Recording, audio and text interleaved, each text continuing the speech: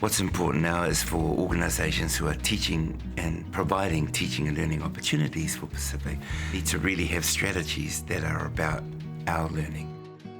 We have a strategic plan as an organisation, but incorporating the Alamoni strategic plan just enables our workforce, our kaimahi, to understand better our engagement with Pacific people.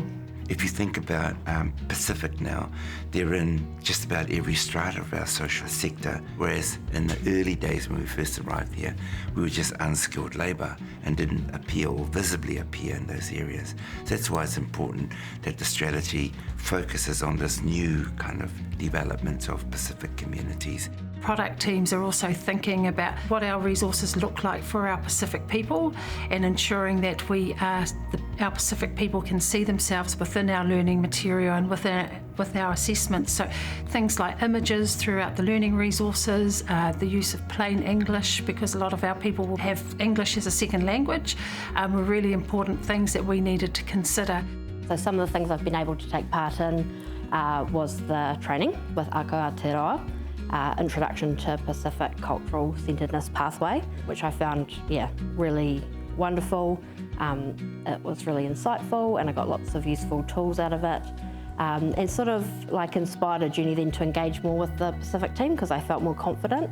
The workshops were a really great opportunity to bring all the Careerforce team together, people from all different departments, and to be able to have those conversations about our Pacific learners, which is not something that I know that's happened in the past. So it was a really great space for them to come together, share ideas.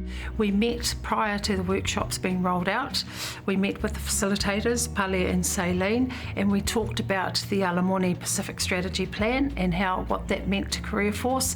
And then they were able to contextualise the teaching, the facilitation of the workshops to our Alamoni plan, which made it more relevant to the Careerforce kaimahi. The feedback was great. If anything, it made them more excited to approach Pacific Island learners. But then also, we had better relationships as well in the workplace since doing the course. Yes, I think it just gave me a better understanding of the different cultures within the Pacific. They're not all the same. Lots of them are very different. And just being more mindful about how I apply that in my work. I think all Careerforce staff are really, they're very learner focused. So, they're very open and welcoming to different ways that's going to ensure better outcomes for our learners. So, it's, I've seen a lot of people stepping out of their comfort zone when it comes to languages, asking questions and getting involved. Communicating with learners via email, I have a look and see where they're from and where I'm able to, I use a greeting that's relevant to where they're from.